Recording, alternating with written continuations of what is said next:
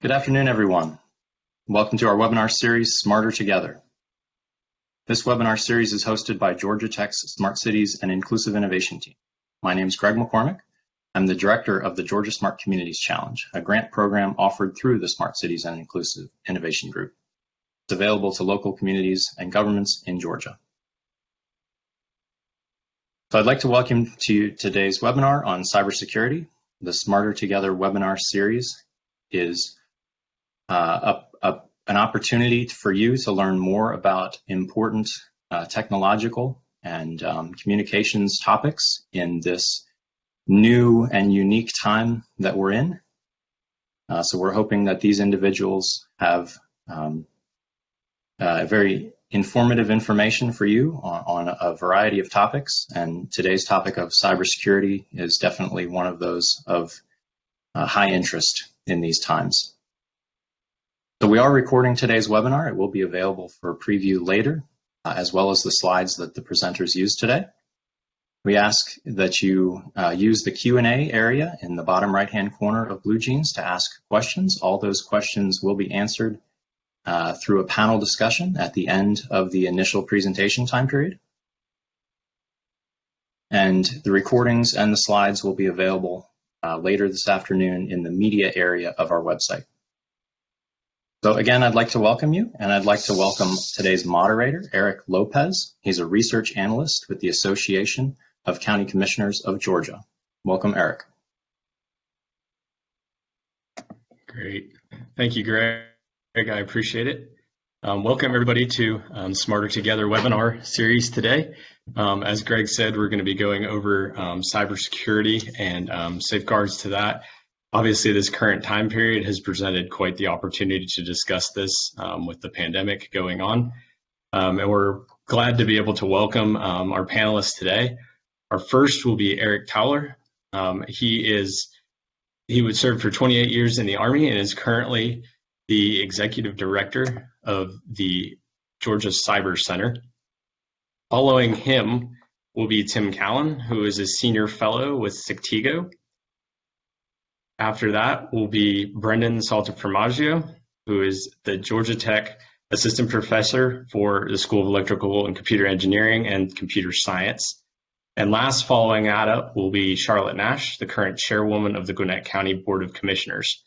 We would really like to welcome all of them today, and we are going to start with Eric Toler, the executive director of the Georgia Cyber Center, who will go over the first steps of this webinar today involving cybersecurity, and he will have slides that we'll be presenting on that. So Eric, if you'd like to start.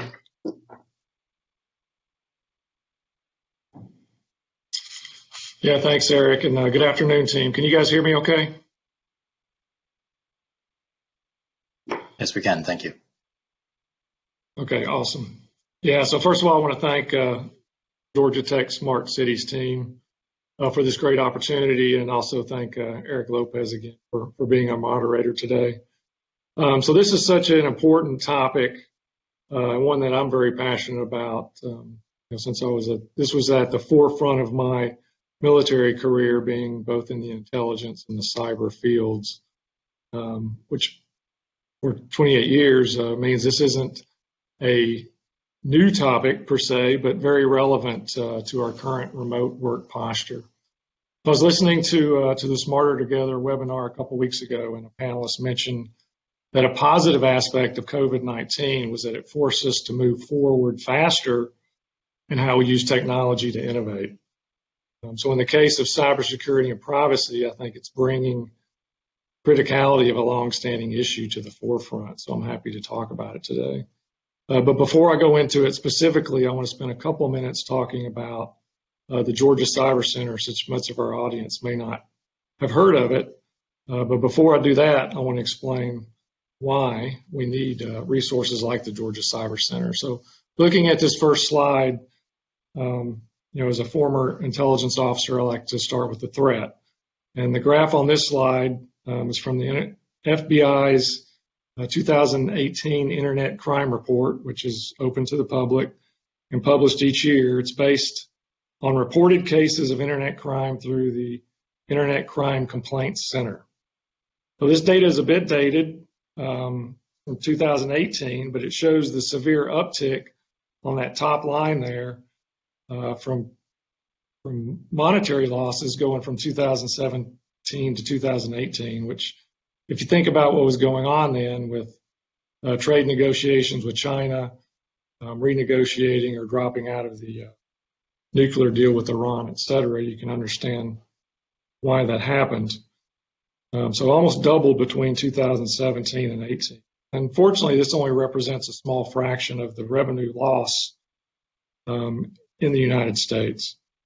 Our friends at the Georgia Bureau of Investigation Cybercrime Center, which is here in our building, estimates that there was over $500 million in losses last year in Georgia alone. And although government entities and small businesses, other businesses were hit pretty hard, the majority of reported losses were actually from individuals, the majority of which were elderly who had their personal information compromised. I'll come back to that. And of course, the captions on the right side are actually news media headlines showing how Iran, which the two individuals that were involved in the Atlanta ransomware attack in 2018, indicted by the FBI, were both Iranian.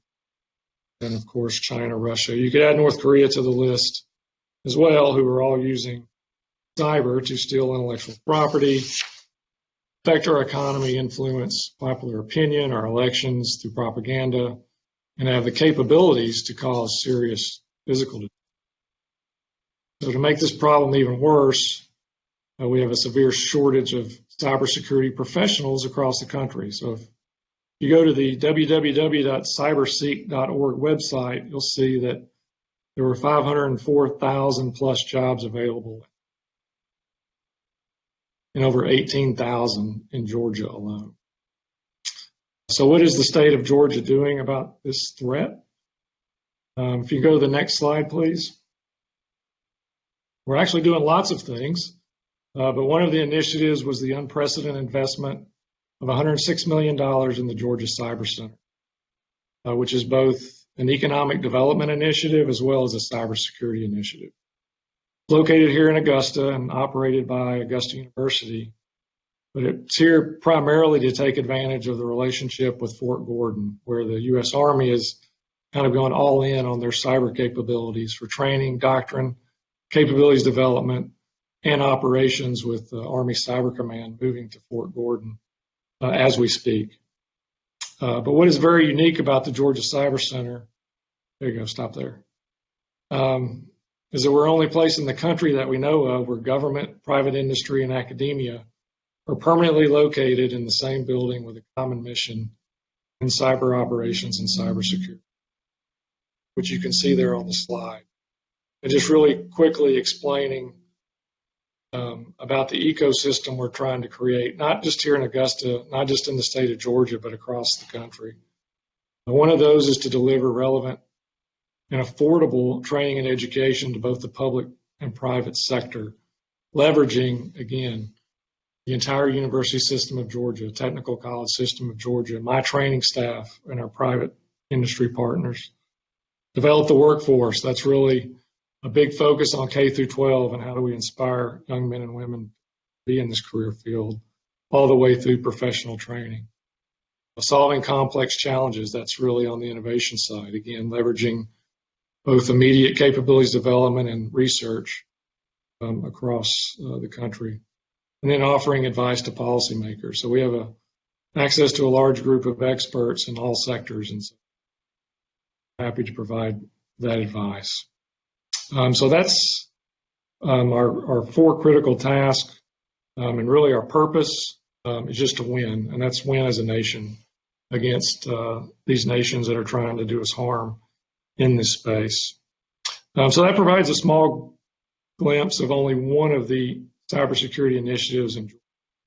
But now I'll transition from the slides and talk about privacy and cybersecurity aspects.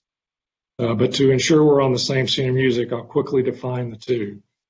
And very simplistic, security is really about safeguarding data.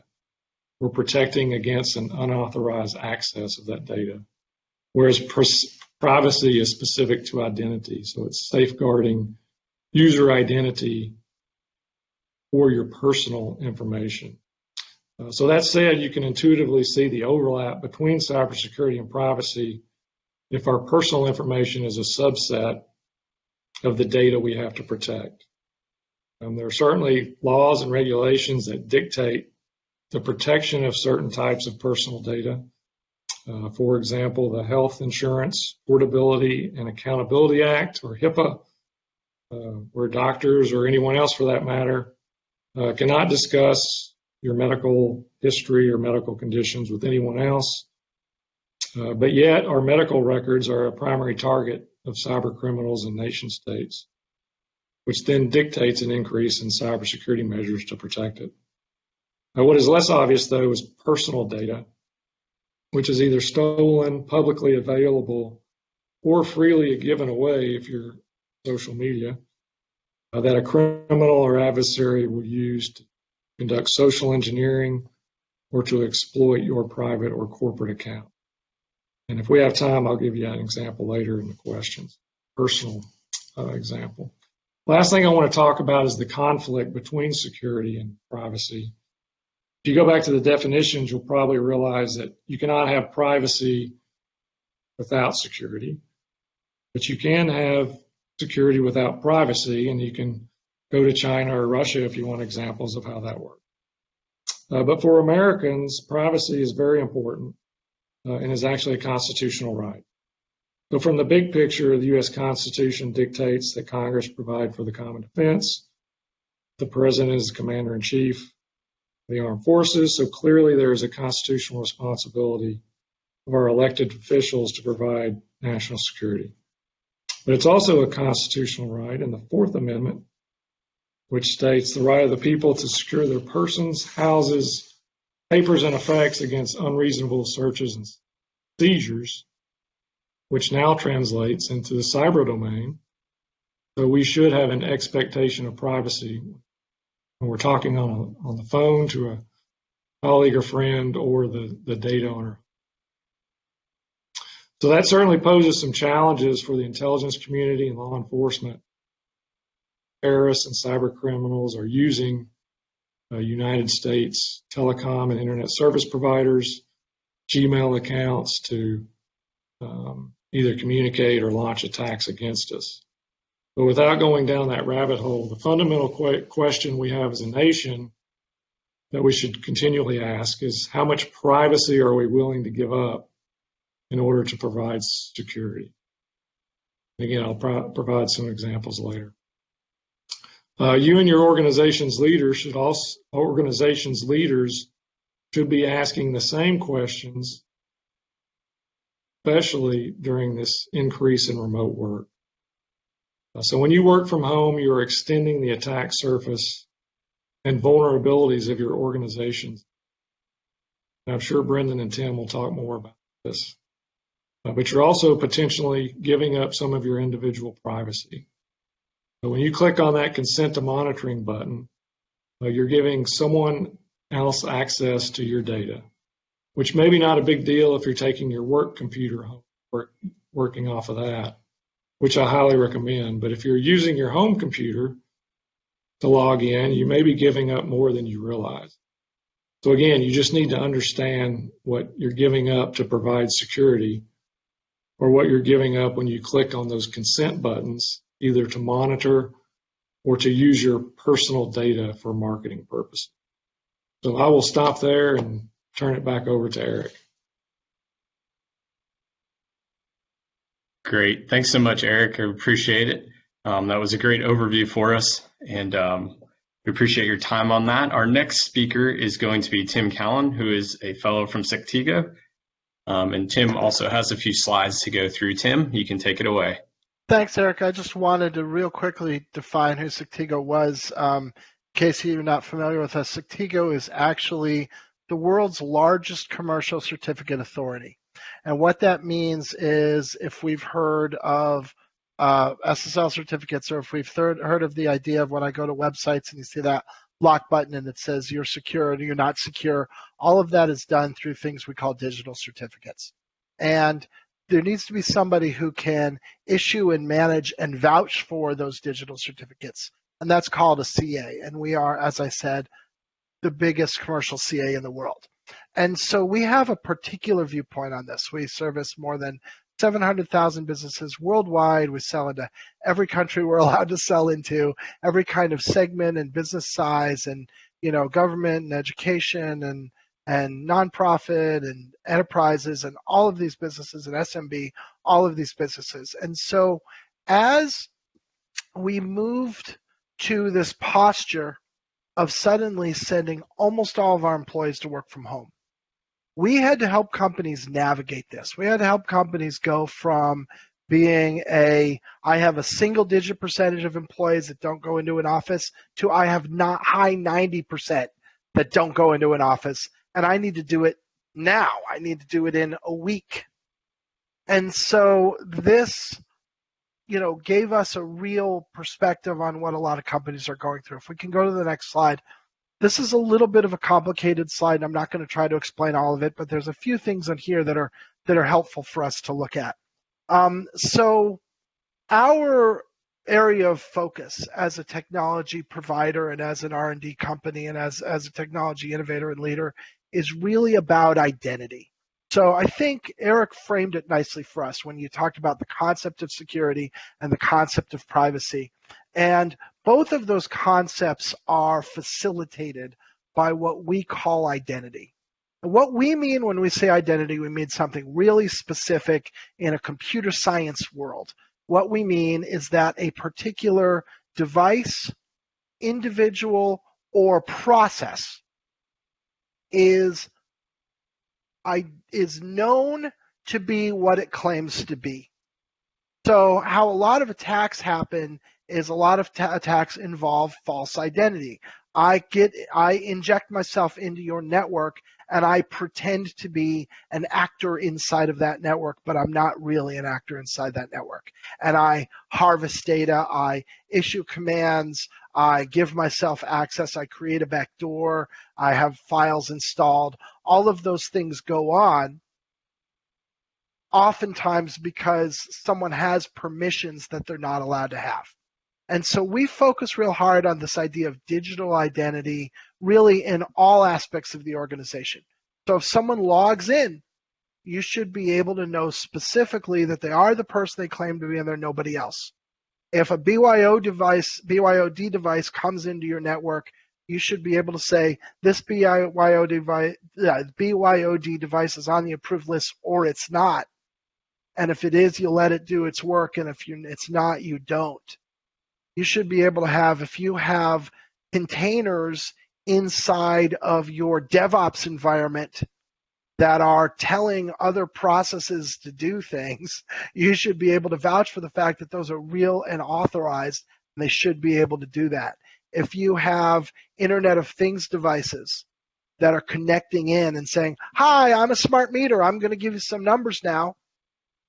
Or if you have servers that are connecting to your IoT devices saying, hi, I'm the server, I'm going to tell you what to do now, you should authenticate that those are real and they're really the ones who have the authority to do that.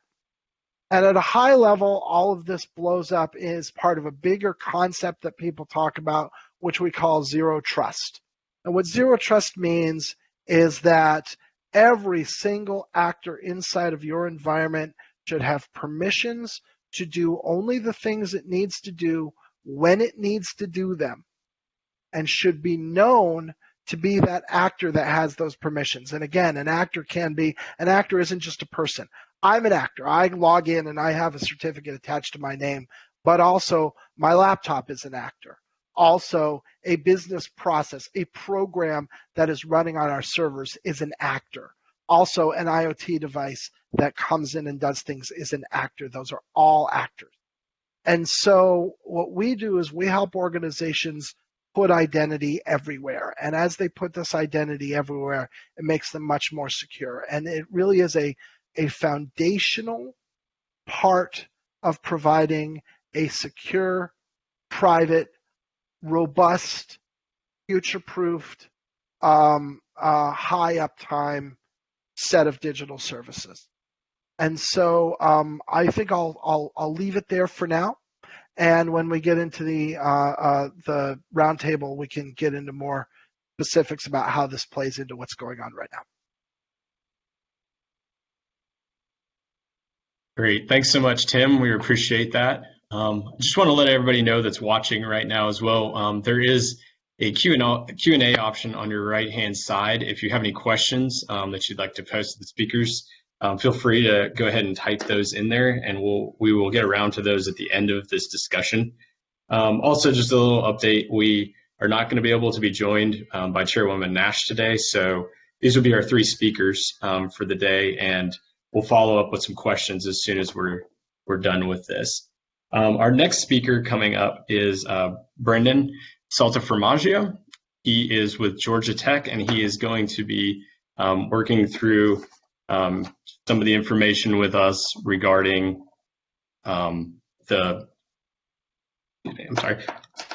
different issues that can be present with cybersecurity. So Brendan, you can go ahead and take it away. Yeah, thanks, Eric. Thank you so much. Like Eric said, I'm a professor of cybersecurity in the ECE department here at Georgia Tech.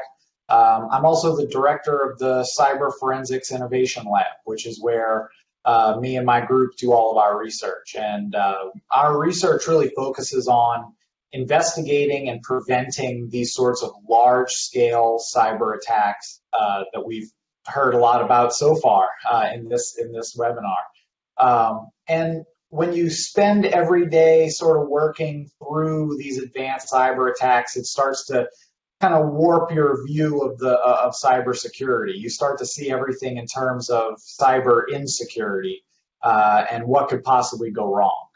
And that's sort of what we do really in my group, in my research group, is to try to identify what's going wrong and try to wrap our head around, what are the larger trends that we're seeing in cyber attacks.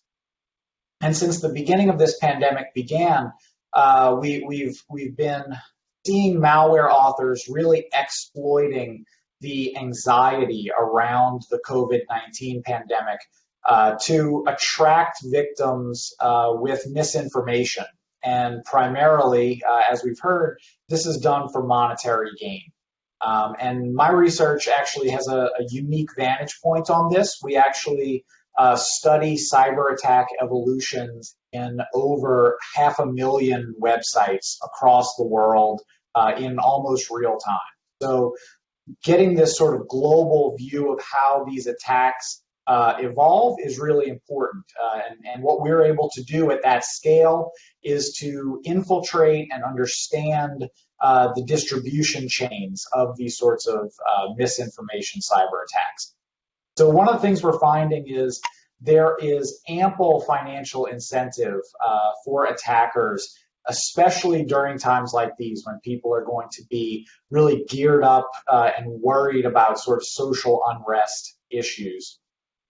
And they're sort of targeting these attacks at everyone, from Fortune 500 companies all the way to, everyday, mom and pop stores and everybody, all these employees that are now working from home. The most widespread attacks that we're currently seeing are luring victims to infected websites based on the promise of COVID-19 information.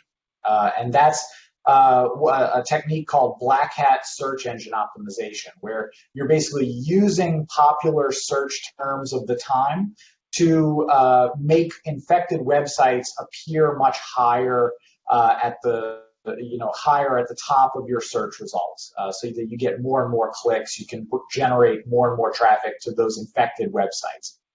And this is a lot like Tim was talking about, being able to validate and verify when you're visiting an entity on the internet that entity is truly who it says it is, and that they are taking those best practices for cybersecurity. And unfortunately, this may or may not be the case. From there, we're seeing a lot of infected websites are really just touch points. They're just serving to amplify the attack to all the website visitors. So My lab has actually been working on hijacking some of these malicious website connections and trying to understand what happens when an unsuspecting visitor gets lured into one of these infected websites. And we're finding things like these traditional malware payloads, everything from stealing personal information from a visitor's computer, all the way to more obscure attack vectors like displaying malicious ads that will generate ad revenue based on COVID-19 interest for attackers. So, and in a way, it's kind of strange to think about this, but this is not actually as new of a topic as we may think. If we go back in history, cyber attacks that have exploited social unrest issues have been around for decades. In fact, the first ever ransomware attack was distributed during the AIDS epidemic of 1989. The ransomware actually spread on those old 5-inch floppy disks, and it was promising to be new AIDS research and spread among the researchers infecting their computers. So it just goes to show that, these same tactics seem to come up again and again. And, like we heard at the top of this presentation, there's a real need for people, everyday consumers, to be aware of these cyber issues at hand. So, that kind of brings me back around to the risks, the cybersecurity risks of working from home, especially in times like right now where people are concerned about, social unrest issues. And when you're working in an office, cybersecurity is sort of like a castle where you've got strong walls, there's known good computers and processes allowed inside. And that really slows the spread of malware because cybersecurity professionals can be prepared. They know what's on their network. At least Tim probably hopes they know what's on their network, and they can be aware. But when you've got every employee now shifting to working from home, cybersecurity professionals just were not prepared to open up their network to every employee's home network. Right? There's plenty of devices on there that we don't know what they're doing. We don't know what's running on them. And like we heard before, this is what we, academics call enlarging that attack surface. You're just giving more opportunities for attackers to infiltrate, right? With everyone working from home, it's much easier now for attackers to get a foothold in a device that could interact with, sensitive corporate data, right? For regular employees, this could be, what appears to be an email coming from a colleague, in another department, could actually be an attack, right? Trying to trick you to opening some attachments that install some malware, right? And so everyone really needs to remember that when we're working from home, it's sort of like you've taken that castle away and you've turned the corporate network into the wild, wild west, right? Where you really need to be suspicious before clicking on links, before opening attachments. Never hesitate to go offline. Reach out to that person. Say, you sent me this link, you sent me this program. Was that really you? Am I supposed to be installing this? Sort of staying connected in the real world will kind of keep you safe in the cyber world in terms of everyday people. And I guess that's kind of where I'm going to leave it. I know that was pretty high level, but we can dig down into any topics you want during the Q&A. Great. Thanks so much, Brandon. At this point, we're going to kind of open this up as a Q&A chat session. Like I said, on that right-hand side, if you guys have some questions, you can go ahead and enter those in there for our panelists, and they will be able to talk through them. We do have a couple of questions so far. The first one I'm going to ask for Brennan that just finished up there. All right, let me come on here. And so the first one about that is, how do we get employees to, I guess, pay more attention and have better input about the kind of security things they're finding on their system? Are there good ways that you found in research to get employees more, I guess, active in looking for these kind of threats at all? Yeah, everyone really needs to be vigilant here. And that can come from training. training, looking at, everything from these sorts of spam email exercises that we all get from time to time where, your company is sending out these, fake phishing emails, but also just educating, and when I say educating, I don't mean those sort of, click through the slides and answer the questions blindly kind of web tutorials. Maybe get everybody together for a web conference like this and really go over, what you need to be aware of. And that has to come from the top down. There needs to be policies, educational policies in place for the employees that are not regularly trained on cybersecurity issues. Great, thanks. That's a great answer for that one. Next, I wanted to, this one is actually for Eric. I wanted to follow up with you on the question here I had. If I can find it. Actually, I'm sorry. The next one, actually, I'm going to throw over to Tim real quick. Tim, what is the, I guess, largest threat that you guys see within your company as far as, I know you tend to work more with the private side companies with a lot of the infrastructure things you see. What is the largest, I guess, threat that you've found over, say, this past couple months during the pandemic? Yeah, let me build on what Brendan was saying. So, you're talking about emails, so what we call social engineering has been, it's an oldie but a goodie, if you will, or an oldie but a baddie. Like the first phishing emails came out in the 1990s. Used to have your PayPal account is locked out, click here, and people would use it to steal your PayPal login. And phishing is still going on. And PayPal login attacks are still happening today, more than 20 years later. And the reason is because no matter how well you lock down your computers, there's a big lump of cells sitting in front of a keyboard, and if that lump of cells can be tricked, then it doesn't matter, right? All of our systems are there to service humans, and if the humans can be tricked into doing things, then all of our security is irrelevant. And so social engineering is central. Like if you look at all of the main headline attacks, if you look at the big breaches, and if you look at the big ransomware attacks and all of these things, and you trace the forensics all the way through, somewhere along the line, a person was fooled into doing a thing they shouldn't have done. And so, I love the idea of education. I would build on that. I also think we can do things to make it easier for them to know the difference between right and wrong. So, for example, there are systems you can put in place with your email. There are SMIME certificates, which can identify this is real or this isn't real. There is DMARC, which you can use to control who can send email on your domain. Like these are technical things that your IT department can do that can make it harder for a criminal to actually fool your people. So I love training.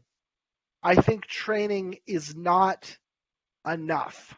I think our technically astute IT departments are the people, like the people on this panel, and hopefully some of the people on this webinar or this whatever we call this thing, this online fireside chat, are able to put those in place. And don't just blame. Like everybody can get tricked. Don't turn around and blame, oh, you shouldn't have clicked on that link. You know what? You should have made it harder for them to get tricked into clicking on that link. And let's challenge ourselves to do that. And we can do that. Great. Thanks so much, Tim. I appreciate that follow-up. I'm going to throw this one over to Eric. Eric, I know we discussed a lot of best practices for remote working, but can you explain a little bit more about what we mean by strategies and why looking at this issue from a strategic perspective is important?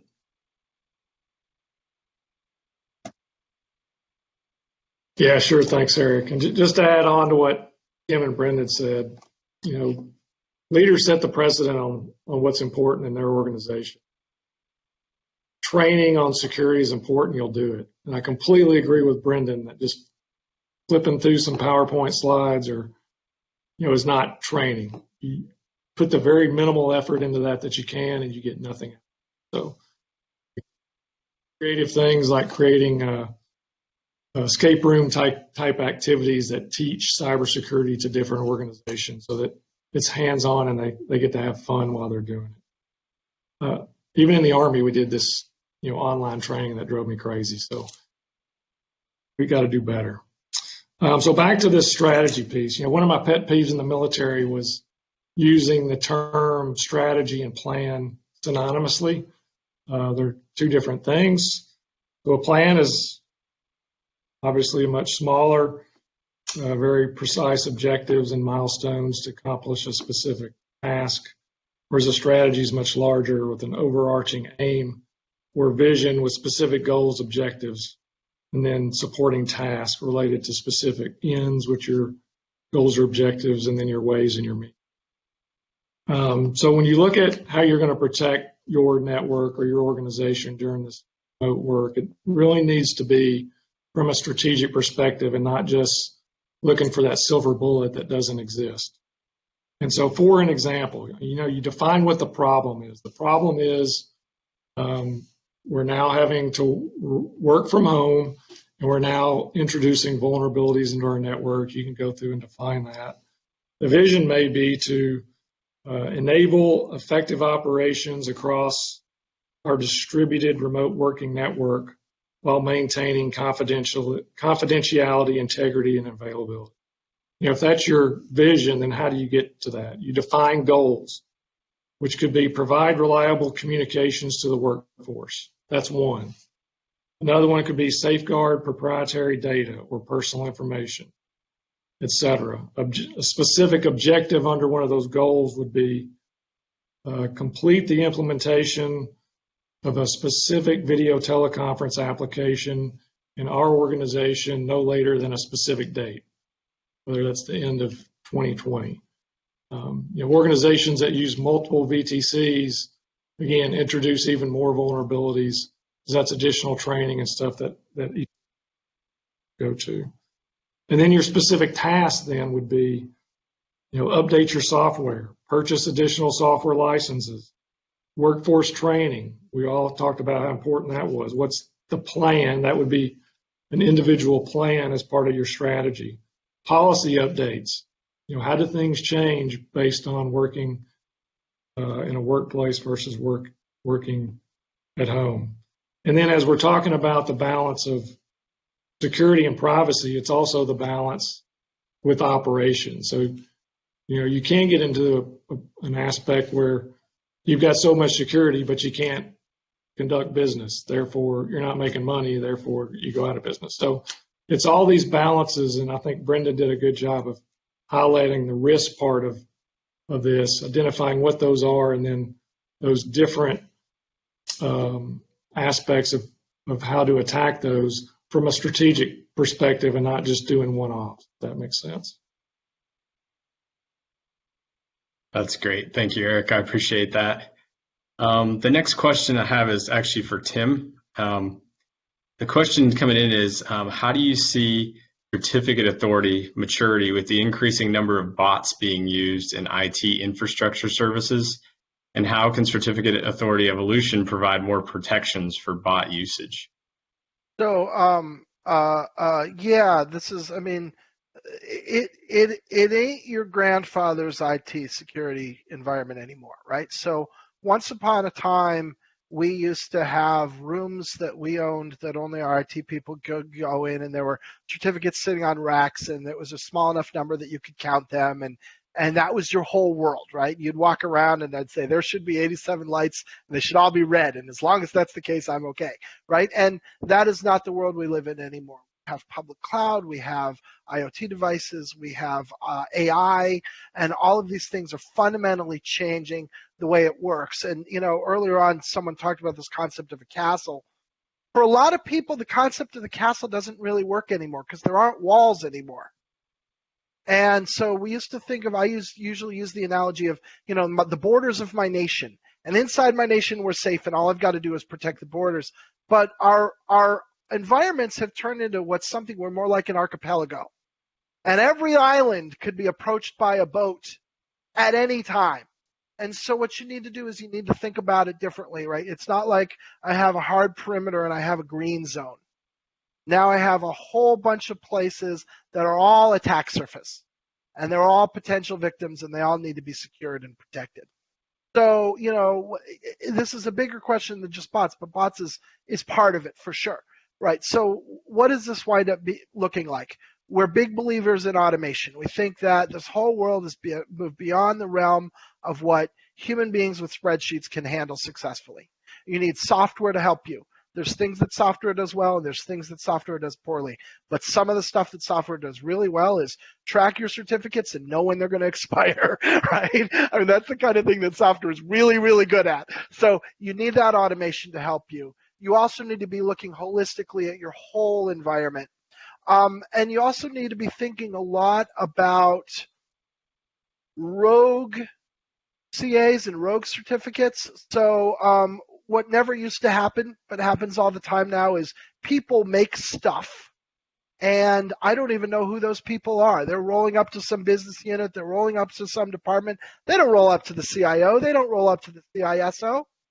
And they stand things up, and people start depending on those things. And people are using this service or that service, and it's generating revenue, and it's delighting customers, and it's taking care of your constituents. And then one day it fails, and things stop working, and nobody even knows, what is this software? Where is it? Who wrote it? What's the documentation? And what server is it on?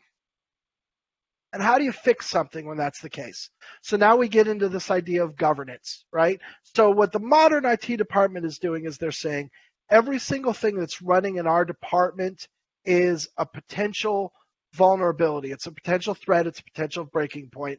It all needs to have security built in. It all needs to be understood and documented and audited and covered by governance policies. And then that helps your automation scenarios. It helps your public cloud scenarios. It helps your it helps your DevOps scenarios. All of those things work much better. Where does a CA fit into that? A CA fits into that through identity, right? There's every way that every one of those processes, environments, machines, etc., can have hard identity attached to it. And that enables zero trust. That enables all of these other ideas I had. These are deep topics. We could discuss these for hours. That's kind of a high level on how we see it. Brendan, Eric, do you want to add to that? Yeah, I'll add a little bit to that and just say that CAs,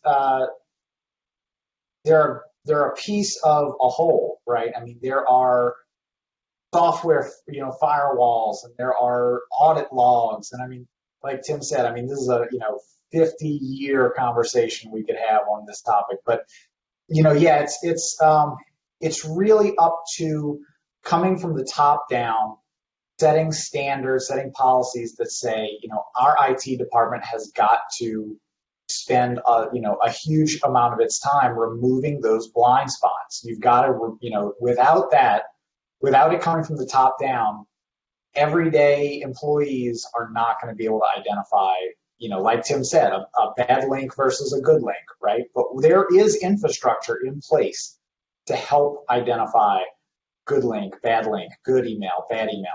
Maybe not 100% guarantee all the time, but way better than someone just reading an email that comes in, from nobody at yahoo.com. And that's a great point, Brendan. And this is another thing I discuss with people a lot. Don't make the mistake of allowing perfect to be the enemy of good. If I can knock out 90% of problems by putting something sensible in place, rather than sitting and looking at the other 10% and saying, well, we can't do that because there's 10% he didn't catch, go ahead and knock out the 90%. You should do that. That is a good idea. Now, at the same time, don't get fooled and think that 90% is 100%, because it isn't.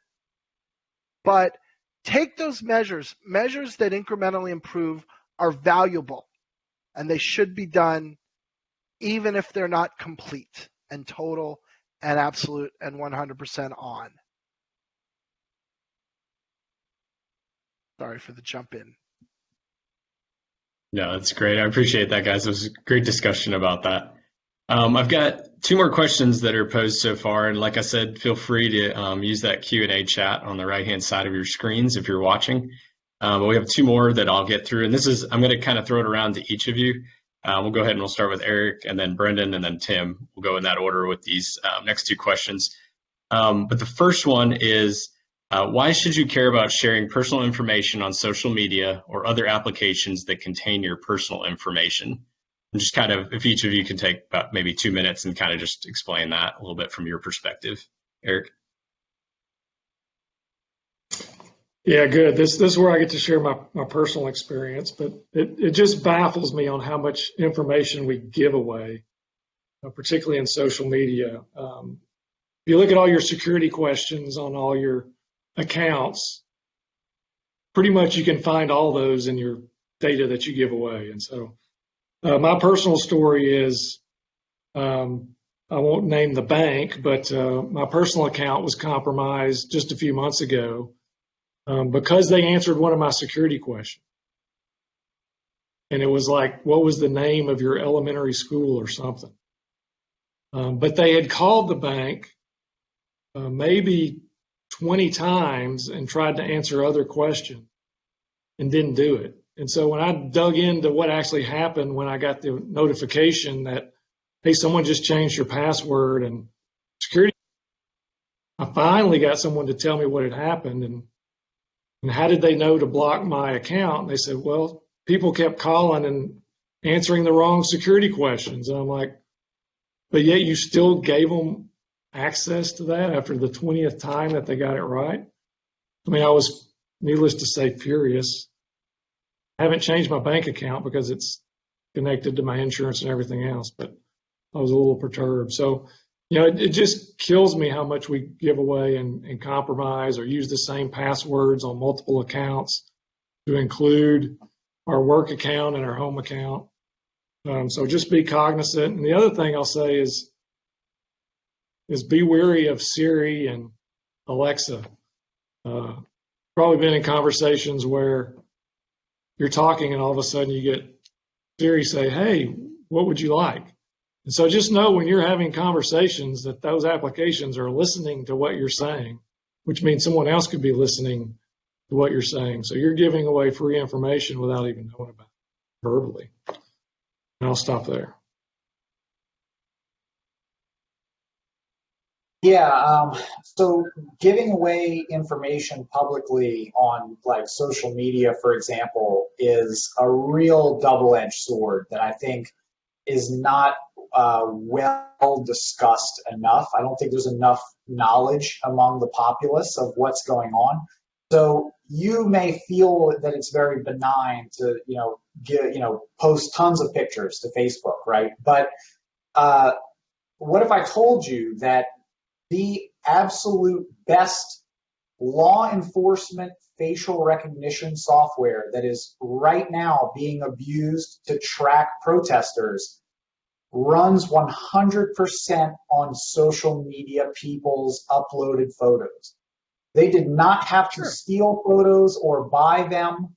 They got them by scraping people's Facebook and Twitter, etc. And I'm not dissing on facial recognition. It certainly has its places in society, but that's a great example of how when I click upload on that picture to Facebook, the last thing in my mind is this is going to be used to wrongly identify me for a crime 10 years from now.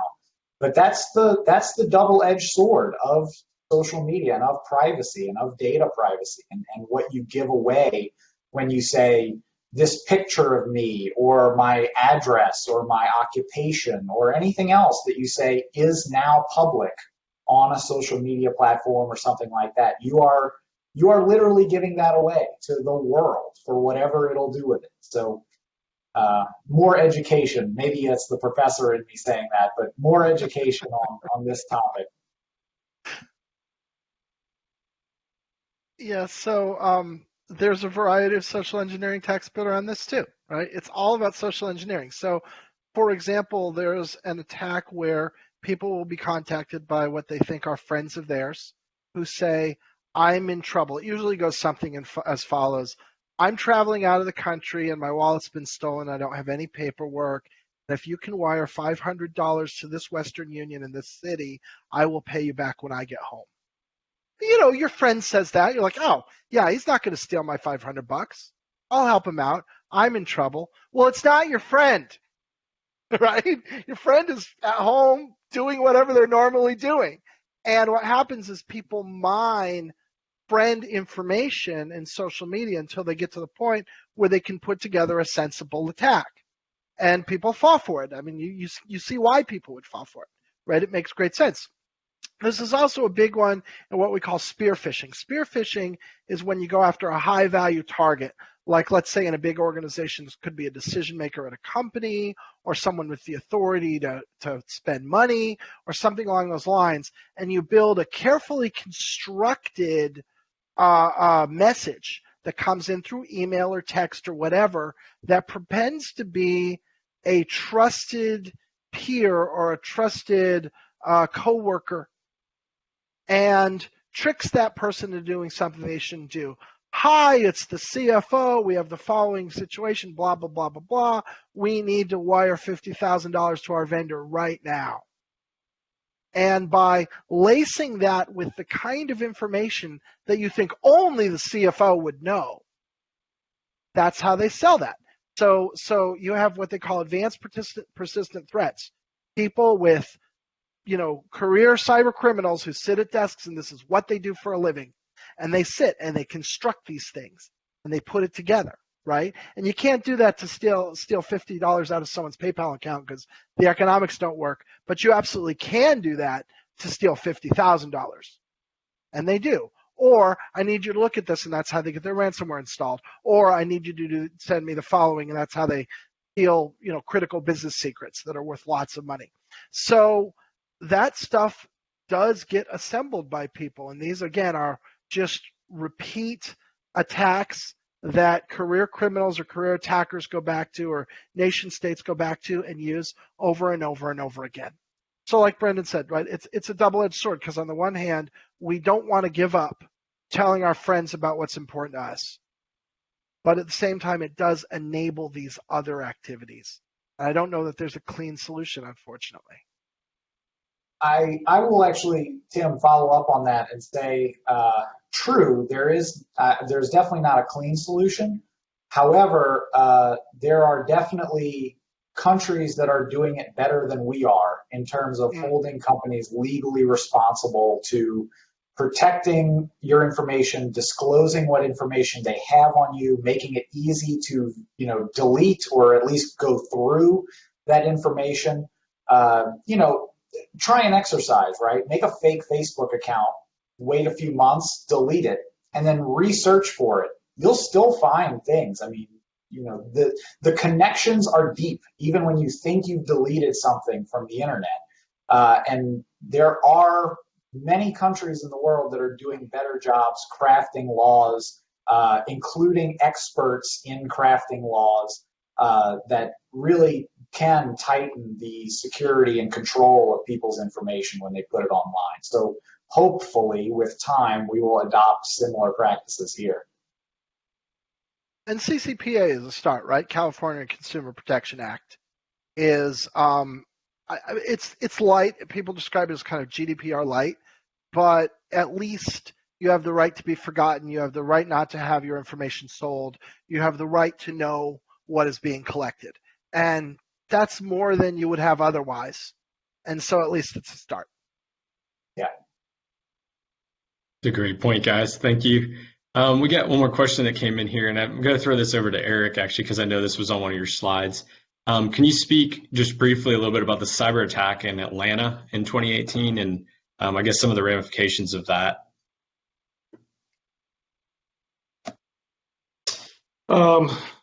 Yeah, I mean, I'm certainly not the subject matter expert on this, but I did get to listen to the COO of Atlanta and their kind of their risk emergency management officer kind of talk their way through it. I think what was interesting was, again, what Tim said, it's people doing things that they shouldn't be doing. Atlanta was in the process of upgrading some of their security measures. They just didn't do it quick enough. And they had some infrastructure that was pretty easy to compromise. What was interesting was the COO had actually recommended to the mayor that they pay the ransom, which I think was around $60,000. The mayor says, no way, I'm not paying that. I don't pay for criminals to steal my information. And so they went through the mitigation process. Of course, they had cyber insurance, so that covered a lot of the costs. But at the end of the day, I mean, it ended up costing probably in excess of $20 million when you add it all up, and a serious disruption to the city of Atlanta. And then you can play that scenario out in Baltimore and Houston and keep going and going. And part of that was kind of alluded to, but there's a huge nexus between these cyber criminals and nation states. And I think that today, and I talked to a large bank here recently, the difference that changed about 3 years ago in their ability to thwart some of these hackers who have gotten very good at social engineering in some cases is at the nation state support. So it's just something that we need to be cognizant of. So it is a policy issue. I think Brendan hit on that about what we need to do and maybe follow some examples from some other countries. And I'll give him another plug. It's about education. We've got to educate those on what are the advantages and disadvantages of some of these capabilities. And the last thing I'll say is, just to go a little bit darker, is I was reading an article on Microsoft's editor, which uses artificial intelligence to detect insensitive or politically incorrect statements. So, for example, if I were to use the term disabled person, it would come back and tell me you probably want to use instead a person with a disability. So that's all well and good and might be helpful, but imagine how you use that in the future when you say something against a political party or against something that can be used against you. Very similar to what the Chinese Communist Party does today. And so those are the dangers of using this technology. But I completely agree with Brendan, and we've got to educate people on the advantages and disadvantages so that technology or capability doesn't get abused by either government or the private sector. So, Brendan, y'all may have more on the Atlanta thing. No, I know as much as you said. Yeah, it was outdated systems, which unfortunately are, it's not Atlanta that's alone in that situation. Needing to update everywhere, and yeah, they were able to get in and didn't pay the ransom, which I support, but it's definitely a tough decision. I'm glad I wasn't the mayor. The trouble with paying the ransom is there's no guarantee that that's going to get your stuff back. Like you're ultimately going on the honor system with somebody who is a professional thief who just stole your stuff. So there is a big worry that you just give them the money, and at the end of the day, you're no better off. No, and for the record, I supported the mayor's decision. I thought that was awesome. We used to investigate ransomware samples a few years ago that would come with a link where you could upload one file for free and get it decrypted because they had a whole customer service behind it. It's a try before you buy. I love it. Well, guys, I'm just going to have to, we're going to wrap it up now. It is 1:02. First of all, I just want to say thank you guys so much, Tim, Eric, and Brendan, for your time and your expertise on this. Thank you for a very fruitful discussion that we were able to have here. We really appreciate it. And I am going to throw it back to Greg to wrap it up.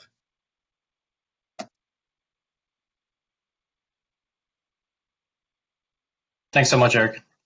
Thank you all of the presenters, Eric, Tim, and Brendan. We really appreciate your time today talking about cybersecurity. It was a very interesting discussion. And thank you all attendees for coming to the Smarter Together webinar, episode 7. We hope you attend our last webinar before our summer break, which will be next Thursday on June 25th. The title of that presentation and panel discussion is Community Insights, Insight Community Action. And that's going to be with Dr. Cleo Andrus, who's in the School of Regional Planning at Georgia Tech, Tommy Pierce, who's the Executive Director at Neighborhood Nexus, and that'll be moderated by Blaine Williams, who's a City Manager in Athens-Clarke County Government. So thank you all for attending today, and we hope you return next week before summer break. Thanks for having us. Yeah, thank you.